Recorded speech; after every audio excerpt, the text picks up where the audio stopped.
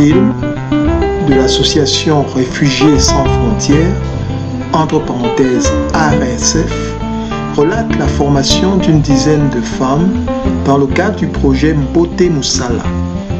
Mieux vaut travailler.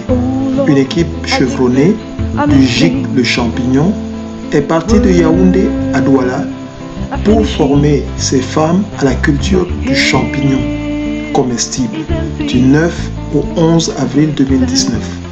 En visionnant ce film, vous connaîtrez et comprendrez tout le cheminement de la culture de champignons, en partant de la préparation, de la structuration de l'équipe d'organisation, de la formation pratique et théorique, de l'évaluation de la formation et de la remise des ballottes à chaque participant, afin d'expérimenter la phase d'incubation et de récolte des champignons. Ce film a été réalisé par M. Alain Bois avec la coordination de M. Daniel Mouzego, président et directeur exécutif de l'association Réfugiés sans frontières. Et donc le projet pour lequel nous sommes ici s'appelle Mbote Moussala. Mbote Moussala, ça veut dire quoi? En français simple, ça veut dire mieux vaut travailler. Parce que la tendance des réfugiés, c'est de tendre les mains, les dons. Or, de plus en plus, le HCR n'a plus de fonds. Le gouvernement lui-même est confronté à des difficultés, surtout ce qui est le Cameroun, là, vous connaissez ce qui se passe. C'est difficile de trouver de l'argent à donner chaque fois. Et donc, Mbote Moussala, il vaut mieux que tu travailles. Et vaut mieux que tu travailles là n'a de sens que lorsque tu as un métier. Et si tu n'as pas de métier, tu ne peux pas travailler. Et nous avons vu que le métier de produire le champignon est une très bonne opportunité. Parce que d'abord, on est dans un champ pratiquement vierge où le marché est là. Et donc, si nous nous jetons à l'eau et que nous pouvons produire du champignon, nous allons considérablement améliorer les conditions de nos familles. Nous allons manger du champignon et les champignons, c'est un bon élément pour la santé. Et nous allons vendre à nos voisins, nous allons vendre aussi à peut-être pourquoi pas à d'autres nations. Ça dépend du niveau que la chose va prendre. Et donc, c'est très important, la formation qui va se faire aujourd'hui, parce qu'elle ne se fait pas pour s'arrêter. Elle se fait dans un processus d'un projet. Et vous êtes là, vraiment, des pionnières, parce que vous allez être les premiers réfugiés à être formés sur les champignons. Et nous avons voulu que les réfugiés ne soient pas seuls. Nous avons voulu que les réfugiés soient intégrés avec les femmes camerounaises. Pourquoi? Parce que dans l'inclusion sociale et dans l'intégration, il est important que les gens qui vous ont accueillis soient à vos côtés et vous accompagnent. Et donc c'est pourquoi ici, vous allez trouver quelques femmes camerounaises qui ont été sélectionnées pour leur amour et tout ça, afin qu'elles accompagnent ces femmes-là, ou même se mettre ensemble et développer un projet ensemble.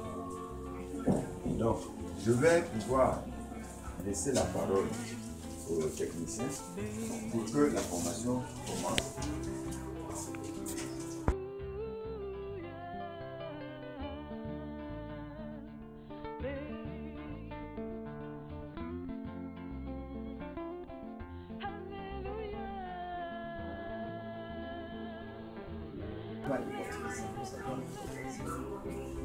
Ici, il est dit, le champignon renforce le système de défense de l'organisme parce qu'il stimule la fabrication des globules blancs. Nous savons que les globules blancs, c'est celui-là qui défend le corps, n'est-ce pas? Maintenant, si tu consommes les champignons régulièrement, je vois si on a compris, du fait que le champignon favorise la fabrication des globules blancs, donc les globules qui défendent l'organisme, quel est le bienfait que cela donne dans le corps?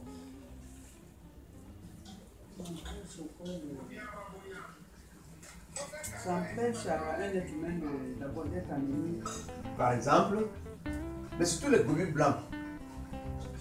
C'est-à-dire que le système de défense Oui. un système immunitaire. Justement, oui, maman. Oui, ça protège le corps contre les maladies. Parce que les cellules de défense de l'organisme sont là. Important. Donc, c'est important de consommer régulièrement les champignons parce que le système de défense de l'organisme est multiplié. D'accord? Ça veut dire que pour que la maladie t'attaque, pour que les microbes t'attaquent, c'est difficile. Ça, c'est. Bon, vraiment, je parle de façon grossière, hein, selon ce qu'on lit ici. Maintenant, on vous dit les champignons sont source importante de sélénium, qui sont des antioxydants. Qui protègent également les cellules contre leur endommagement. Regardez. Le champignon aide au renouvellement des tissus. C'est pour ça que nous avons quelqu'un ici à droite. Séropositif. Nous savons que la caractéristique du syndrome là, il vient détruire le système de défense de l'organisme. Ce qui fait que dès qu'une petite maladie vient là, ça s'aggrave seulement. Si tu as une petite toux, ça va seulement s'aggraver parce que le corps est vulnérable. Alors, quand tu consommes le champignon régulièrement, et même nos jus là, les jus de champignon, j'ai oublié de vous dire que nous avons pendant longtemps fait la culture de champignons, nous sommes passés de la phase culture à la phase de transformation avec nos partenaires, à la phase de transformation. C'est pour ça que vous voyez, nous avons là, ça c'est les jus de champignons. C'est un complément alimentaire. Il est extrêmement efficace. On verra ça. Il est extrêmement efficace. Ça c'est le jus de champignons que nous faisons à partir des champignons cultivés. Nous avons ici le thé de champignons. Et ce thé-ci, on le prend une cuillère à café dans une tasse d'eau chaude pour le consommer. C'est un très bon revitalisant. C'est un très bon tonifiant parce qu'il est très énergétique. Nous avons également, ça c'est de la bouillie aux champignons. Ça aide à tout le monde, mais particulièrement aux enfants pour la malnutrition. Très important. Et nous avons ici également des assaisonnements aux champignons. Nous, on ne consomme pas de cube Maggi. Nous mettons ça dans nos repas. C'est comme ça, les champignons. Et nous avons également ici, ça c'est de lait de toilette. On verra le lait de toilette aux champignons. Nous avons également de la glycérine aux champignons. Malheureusement, on n'en a pas compris. De la glycérine aux champignons. Nous avons également des savons aux champignons. Donc, c'était pour dire que ici, quand vous prenez les champignons ou vous prenez ces jus-là, le système immunitaire est renforcé. On a eu un monsieur qui a pris ces jus-ci. Il nous a dit que depuis 15 ans, sa tension n'avait jamais baissé. 15 ans. Et pour la première fois, il a vu sa tension baisser à cause des vertus du champignon. On a également un enseignant qui était atteint du diabète. Il a pris cette bouteille, la cicatrisation d'une plaie inguérissable qu'il avait là, s'est faite en l'espace d'une cure. Donc c'est très. C'était une parenthèse pour vous dire que c'est efficace et les vertus du champignon, ce qu'il y a là-dedans. Le deuxième point, on vous dit que le champignon entretient le cœur. Le sélénium présent dans les champignons joue également un rôle protecteur vis-à-vis des maladies cardiovasculaires. Pauvre en gras et en sodium, il permet de contrôler davantage le poids et réduire la pression artérielle. Étant source de potassium et étant pauvre en sel, les champignons aident à garder la tension artérielle saine. Donc, tu consommes le champignon, il entretient le cœur. Donc, il fait comme ça. Il fait comme ça. Quand la tension veut faire comme ça, lui il fait comme ça. Quand ça veut faire ça, lui il le régule. Il joue un rôle de régulateur. C'est pour ça qu'on dit que le champignon est recommandé beaucoup aux personnes du 3e âge aussi. Donc, aux hypertendus, aux diabétiques, fortement recommandé. Bien. Donc, renforce le système immunitaire parce qu'il fait que le corps est résistant aux maladies. 2. Entretient le cœur et parce qu'il régule la tension. 3. Assure le bon fonctionnement du foie. Important, non, le foie. Par une production de certaines hormones riches en sélénium, oligo-éléments antioxydants. Donc, nous n'allons pas entrer dans le détail de quel est le rôle du foie, mais il faut retenir que le champignon assure le bon fonctionnement du foie. Le champignon brûle la graisse et lutte contre le mauvais cholestérol. Très important. Ça brûle. Allez faire des recherches au niveau du net également, non? On vous dit que c'est un aliment, comment on dit ça, atout minceur. Parce que regardez, les artères sont comme ça, non? Le sang passe dans les artères comme ça, non? Alors, quand ça passe, s'il y a la graisse, qu'est-ce qui se passe? Ça se dépose sur les parois comme ça. Ça se dépose, ça se dépose, ça se dépose. Ça se dépose jusqu'à ce que ça vienne boucher. Quelle est la conséquence? ABC. ABC. Quand tu consommes régulièrement le champignon, ça brûle donc cette graisse-là. Ça nettoie, ça brûle, ça nettoie, ça brûle, ça brûle. Bien.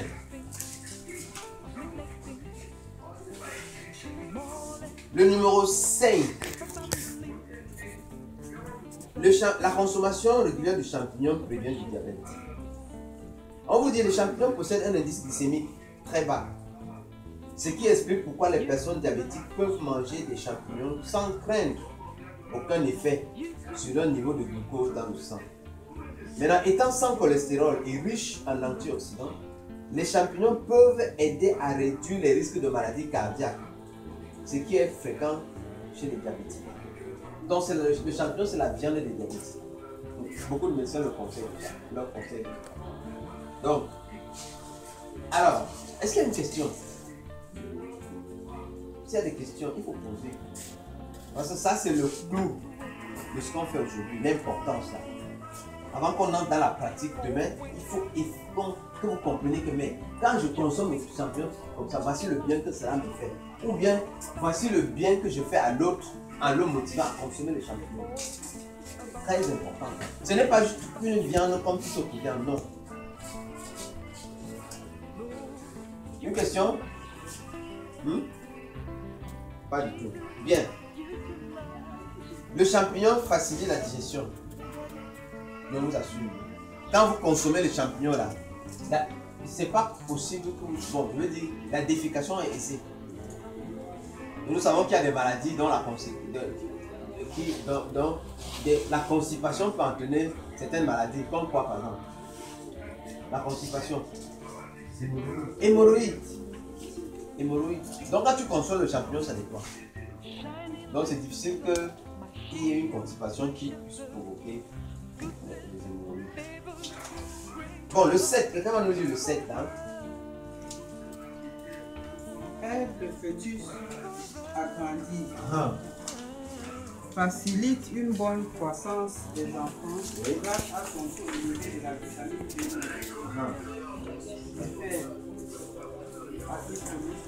Vitamine B12 qui aide à la croissance et au renouvellement des tissus.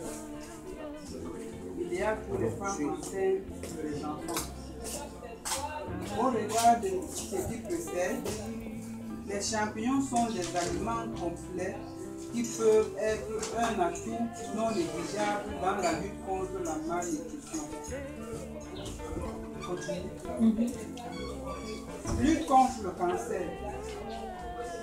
Ils contiennent des composés tels que la lectine et d'autres protéines uniques. Les glucanes, entre autres, ont le potentiel d'inhiber la formation de cancer ainsi que leur croissance. 3 études ont également montré que les femmes qui mangent en moyenne un champignon par jour ont 2 fois moins de risque de contracter le cancer du sein que les femmes qui ne mangent pas de champignons.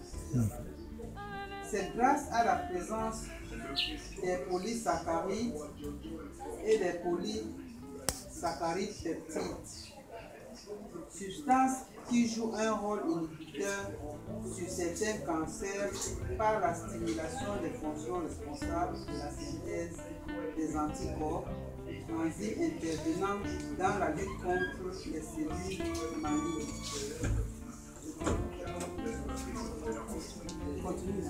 Oui, allez-y. Lutte contre les tumeurs de la Sauf peau. s'il y a une question, vous avez la latitude d'arrêter à tout moment.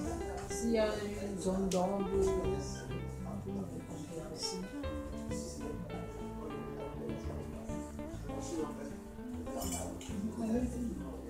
Lutte contre les tumeurs de la peau. Présente des effets antagonistes sur certaines tumeurs grâce à la présence du rectel. Lutte contre le surménage. Aide au bon fonctionnement du système nerveux. Intervient dans la prévention des maladies urinaires. Renforce les os. Donc c'est recommandé aux sportifs. Lutte contre l'obésité grâce au sélénium. Coût de Donc, production. en gros, je pense que c'est la fin de la première partie là, de l'importance de la mysticulture en tant que contribution à améliorer la santé humaine. Parce que nous avons dit au départ que le champignon contribue à améliorer la santé humaine de deux façons. Déjà par ses valeurs nutritives, c'est-à-dire l'apport dans l'organisme, et ensuite maintenant par les vertus thérapeutiques, donc carrément comme un médicament pour le corps. Donc c'est ça que nous avons essayé d'élaborer, là, d'énumérer, là, mais ce n'est pas exhaustif. Comme il disait tout à l'heure, il vaut mieux faire des recherches dessus. Vraiment, vous allez être émerveillé par ce que le champignon est capable de faire dans l'organisme. Pendant que nous exposions à la fois promote, il y a un médecin, une pharmacienne. Elle a une pharmacie, pour ceux qui connaissent la pharmacie des moissons qui est juste à la poste centrale. Elle est arrivée à notre stand, elle était intéressée par le champignon. Et elle nous disait vraiment, moi j'appartiens à une ONG, n'est-ce qui travaille sur le cancer. Sur le cancer, on fait des recherches, n'est-ce pas, sur comment soigner le cancer. Elle nous dit tous les médicaments pour soigner le cancer contiennent le champignon. Tous les médicaments. Vraiment, elle a parlé de manière elle dit que vraiment vous ne savez pas ce que vous avez là. Habituellement, les gens consomment le champignon soit parce qu'ils aiment, soit parce qu'ils ont quand même appris que c'est bien pour la santé. Mais en réalité, tous les médicaments qui interviennent, enfin, qui sont nécessaires pour soigner le cancer, n'est-ce pas? Le champignon intervient dans la constitution, dans la composition de ces médicaments-là. Et vraiment, cela a encore ouvert notre esprit. C'est pour dire que quand M. Faudou disait tout à l'heure, allez faire des recherches là-dessus, je vous assure, chaque jour on trouve en cherchant maintenant. Bon, on a la grâce que quand on a le téléphone en main, c'est facile. Pour celles qui ont un téléphone Android, c'est facile. Il suffit d'aller sur Google et taper valeurs nutritives des champignons ou vertus thérapeutiques des champignons. Ils vont vous donner une longue liste. On ne pouvait pas tout mettre ici. Mais c'est également pour vous inciter à la recherche, n'est-ce pas? Donc, vraiment, c'est impressionnant, de plus en plus chaque jour, n'est-ce pas, pendant que nous étudions cet aliment, vraiment nous sommes émerveillés et nous sommes convaincus du fait que vraiment tout le monde doit consommer le champignon. On va tout faire pour que tous les Camerounais, au moins tous ceux qui sont autour de nous, consomment le champignon. Parce que si c'est que le champignon renforce par exemple le système immunitaire et va m'empêcher d'être productif, nous savons que le Camerounais moyen n'a déjà pas l'argent, suffisamment d'argent pour aller se soigner. Vous savez, les gens vont à l'hôpital, arriver là-bas, on prescrit des médicaments, on n'est même pas capable de payer ces médicaments-là. Alors s'il y a un aliment qu'on peut consommer régulièrement et qui va nous empêcher d'aller à l'hôpital, ce serait une très bonne chose. Parce que déjà, ça fait que c'est de l'argent gagné, ça fait que ça fait du temps gagné, parce que quand on est malade, on ne peut plus aller vaquer à ses occupations. Si on doit aller vendre soit aller travailler dans un chantier ou n'importe où, on ne peut pas le faire. Mais si on est en bonne santé parce qu'on consomme régulièrement du champignon, ce serait formidable. Mais nous constatons que le champignon, tout le monde ne veut pas le consommer. Enfin, pour le moment, il n'y en a pas. Il n'y en a pas. Nos champignons que nous trouvons dans nos champs viennent de manière saisonnière. Il y a une saison où on a du champignon un peu partout. Même à Yaoundé, dans cette saison-ci, on peut trouver des champignons parce que quand il y a les pluies, là, c'est vraiment la saison où on peut trouver des champignons. Mais après ça, c'est rare. Et pourtant, on doit en consommer. Maintenant, les gens qui consomment, c'est quelqu'un qui dit « je mange du champignon vraiment une fois par semaine ». C'est que c'est quelqu'un qui est aisé, financièrement aisé, parce qu'il va aller à Yaoundé, on en trouve à Casino, on en trouve à Naïma, de temps en temps, c'est-à-dire les champignons frais. Mais pour la plupart, c'est des gens qui consomment les champignons en conserve, ce qu'on appelle champignons de Paris. Bon, c'est déjà une bonne chose, mais nous savons qu'en conserve, il y a quand même quelque chose de pas bien. Il y a les produits chimiques, les conservateurs, pour que ça puisse rester dans le bocal plusieurs mois, plusieurs années, il faut y ajouter des conservateurs qui sont des produits chimiques. Vous voyez, et puis ça coûte encore cher, ça coûte encore vraiment cher. Donc le Camerounais moyen que nous sommes là, nous ne pouvons pas en consommer, alors que c'est même nous qui devons en consommer pour être en bonne santé, parce qu'on n'a pas beaucoup d'argent à aller dépenser à l'hôpital. Donc voilà, donc c'était l'objet, n'est-ce pas, de ce chapitre. Pour nous, en dehors de la pratique, c'est très important, l'importance de la vie. Pourquoi est-ce que c'est important de dépenser de l'argent, de dépenser du temps, venir s'asseoir pour apprendre à cultiver le champignon? Pour moi, même si c'était seulement pour ça, vraiment c'était important. C'était important. Si le champignon doit contribuer à améliorer la santé de quelqu'un, vraiment c'est bien. Quand tu veux être en bonne santé, tu veux que ta famille, tes enfants, ton mari, ta femme soient en bonne santé. Tu aimerais entendre que ton voisin est en bonne santé. Là, je ne sais pas, tout le monde, tes collègues. Tu aimerais savoir que vraiment les gens autour de toi sont en bonne santé. Alors s'il y a quelque chose qui peut aider, n'est-ce pas, à cela, et que toi tu sois capable de leur apporter ça, ce serait une très bonne chose, n'est-ce pas? Donc voilà, c'était vraiment le coup de ce matin, enfin je vais dire le secours en dehors de la pratique, n'est-ce pas? Les champignons contribuent à améliorer la santé. Qu'est-ce que le champignon? Qu'est-ce que la myciculture fait d'autre? Nous allons voir. Bon, comment tu dis? Oui. Maman qui disait tout à l'heure, oui.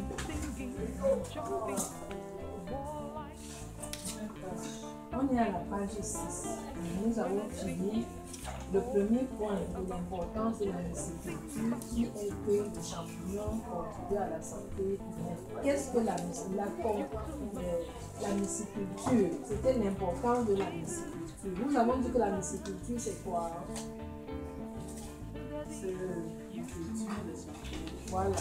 Donc, quand on dit l'importance de la myciculture, l'importance de la culture des champignons, première chose,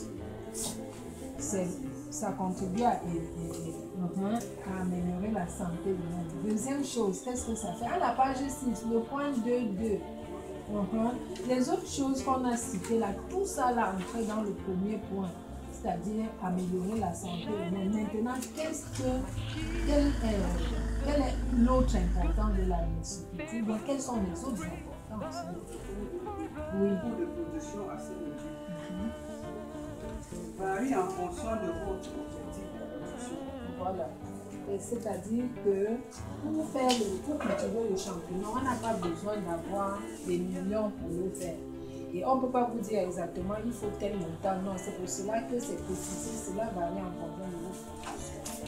Donc vous avez un tout petit argent, vous pouvez commencer. Vous en avez moyennement, vous pouvez commencer. Tout le monde, vraiment sans exagérer, tout le monde peut cultiver le champignon. Même en faisant un tout petit peu, en commençant un tout petit peu, on peut le faire. C'est fois. Donc c'est un atout quoi. Il y a des cultures ici, donc on dit pour vous lancer, vraiment il faut ci, il faut ça, non, pour le champignon, un peu d'argent, on peut faire aussi. Autre chose, on peut continuer. 2 poids. Oui. Culture nécessitant peu d'espace. L'abri de culture peut être fait en matériel local. Par exemple, le blanchage, la natte, chaume, bambou, etc. Le cycle végétatif de courte durée est de 3 à 10 semaines. Culture nécessitant peu Cycle d'espace. végétatif. Oui, culture nécessitant peu d'espace. Pour cultiver le champignon, habituellement, quand on dit on veut faire de l'agriculture, immédiatement, si je suis à Douala et je commence à voir les grands espaces, je me dis, bon, je suis à Douala, il faut que je rentre. Bon, pour nous, ou Douala et Yaoundé, c'est pas chez nous. Non? On dit que, ouais, donc il faut que je rentre au village parce que c'est là-bas que je vais avoir un grand espace. Non. On est à Douala, on est à Yaoundé. C'est une culture qui n'a pas besoin d'un très grand espace pour cultiver. Non. Parce que c'est une culture qu'on appelle une culture hors sol. On n'a pas besoin d'avoir des hectares de terrain, non. Dans une salle, comme celle-ci, même la moitié, même divisé par 4, vous pouvez cultiver le champignon et beaucoup de champignons. Donc, si on est à Douala et qu'on a juste un petit magasin, on peut libérer et cultiver du champignon. Donc, ça n'a pas besoin de beaucoup d'espace. Donc, voilà, n'est-ce pas, quelque chose d'important par rapport aux autres cultures. On peut continuer. On a dit là, la vie de culture peut être faite en matériel local. C'est-à-dire que, toujours pour dire que ça ne coûte pas cher, avec des nattes. À Yaoundé, nous avons des gens qui ont leurs champignons en bambou, en paille, comment on appelle ça, les contrevents. Donc, vraiment, en matériel en planche, il y en a qui en ont en planche. À Bafoussam, nous étions, avant d'arriver à Yaoundé, nous avions une très grande champignon en terre battue. Et c'était très efficace, vraiment, parce qu'en plus, les champignons, comme nous allons voir par la suite, aiment l'humidité. Donc, vraiment, il n'y a pas de problème. Autre chose. S'il n'y a pas de questions, évidemment, je dis à tout moment, s'il y a quelque chose que vous ne comprenez pas, vous pouvez nous arrêter. Cycle végétatif de courte durée, 3 à 10 semaines. Le champignon, dès que vous ensemencez, après 1 mois, on peut déjà récolter. Est-ce que vous connaissez beaucoup de cultures comme ça? Que quand on sème, et après 1 mois, on récolte. Même les légumes, même le maïs, même le haricot, qui fait, je crois, 7 à 8 semaines. Mais le champignon, dès que vous avez ensemencé, après environ 1 mois, selon les types, il y en a qui même après 3 semaines, il y en a d'autres 5 semaines, mais en moyenne, après 1 mois, vous pouvez déjà le récolter. Et puis quand on a mis là 3 à 10 semaines, bon, c'est parce que quand vous récoltez, vous ne récoltez pas une fois pour toutes. Vous entretenez et après 2 semaines, là où vous avez récolté, vous pourrez encore venir récolter comme ça 2 ou 3 fois. Ça peut aller jusqu'à 3 mois. C'est pour ça qu'on met un cycle de 3 à 10 semaines. Donc après 1 mois, première récolte. Dès que tu entretiens, c'est-à-dire arroser, on va vous expliquer et tout. Après 2 semaines, ça repousse là où vous avez récolté. Comme vous voyez une touche comme ça, là, vous avez récolté après 1 mois. Là, vous enlevez là. Maintenant, vous entretenez la valeur de la salle, vous créez les conditions de visiter. Après 2 semaines environ, vous revenez sans encore pousser. Ce ne sera pas aussi gros, un peu moins, mais après, vous cueillez et ensuite, 2 semaines après, ça pousse encore. Comme ça, ça peut faire 3 à 4 fois, jusqu'à 2 à 3 mois. N'est-ce pas? Sur la même variété. Voilà, c'est pour ça qu'on parle du cycle végétatif de beauté. Oui, on continue.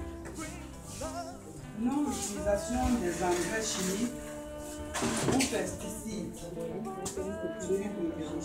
Absence de contraintes de calendrier agricole. Quelqu'un comprend quelque chose ici? Absence de contraintes de calendrier agricole. Comment quelqu'un comprend? Ça n'a pas de saison. C'est ça. C'est-à-dire qu'on ne va pas dire on va attendre les premières pluies pour pouvoir. Non. En toute saison, on cultive le champignon. En toute saison. En toute saison, on cultive le champignon. Il suffit seulement que Donc la culture ne dépend pas du temps qu'il fait dehors. Ça dépend du temps qu'il fait dans ta chambre. Et c'est toi qui crée ce temps. On va vous dire comment. Des résidus agricoles tels que rafles de maïs, déchets de fruits de palmier aride, copeaux de bois blanc, paille de riz, pâche de café servent de substrat. C'est-à-dire que pour cultiver les champignons, nous utilisons des déchets. Par exemple, des rafles de maïs. Voilà ce qu'on appelle rafles de maïs. C'est-à-dire que vous avez cultivé le maïs, vous l'avez séché, pas à la fumée, non, séché, bien séché. Vous l'avez égrené. Quand on éteint le maïs, c'est ça qu'on obtient, n'est-ce pas? Tout le monde connaît. Et maintenant, on le concasse comme ça. C'est avec ça. Donc, ce passage veut tout simplement dire que pour cultiver les champignons, on a seulement besoin de déchets pour le faire. Vous avez vu là, déchets de fruits, de palmier à huile, copeaux de bois blanc, tout ça c'est des choses que habituellement on jette, n'est-ce pas? Voilà, c'est ça qui nous sert, n'est-ce pas, de culture pour cette viande si importante pour la santé. Il y a peut-être des questions, j'ai entendu un mouvement dans la salle. Il y a peut-être des questions par rapport à ça. Ce que je vous ai montré là, c'est les rafles de maïs. Et c'est ce que nous allons utiliser. Oui. Ça peut pousser à n'importe où, même ici quand il fait très chaud, comme dans les Nord. Bon. Comme nous allons le voir dans le cours, dans la suite du cours, le champignon a besoin d'humidité. Il a besoin d'humidité et de fraîcheur pour pousser. Il a besoin d'humidité et de fraîcheur. Mais on peut créer, n'est-ce pas, dans la champignon, un microclimat en arrosant, en pulvérisant, tel que, n'est-ce pas, pour que le champignon soit à l'aise pour pousser facilement. Cela signifie que dans les zones à forte chaleur, c'est compliqué. Nous allons voir tout à l'heure, c'est un peu compliqué. Mais vraiment, si on s'y met, on peut. Parce que quand M. Faudier est allé au Burkina Faso, la saison où il est allé là-bas, il faisait 45 degrés à l'ombre, un peu comme à Garoua ici. Mais il a réussi à cultiver les champignons là-bas. Donc il faut beaucoup plus d'efforts, beaucoup plus de moyens, même si vous mettez les climatiseurs et tout, pour que les champignons poussent. Mais il aime l'humidité et la fraîcheur en même temps. C'est bon? Question?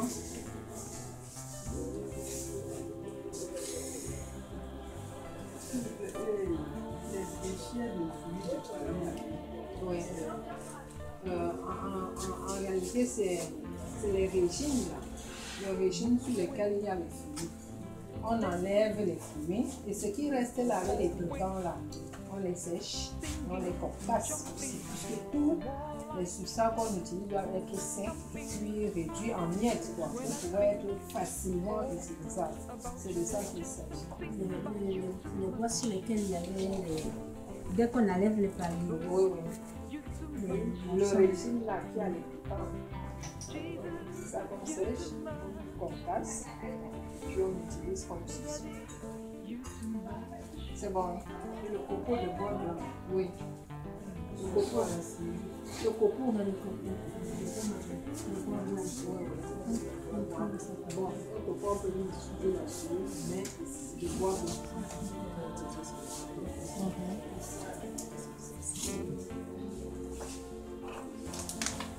Oui, autre question.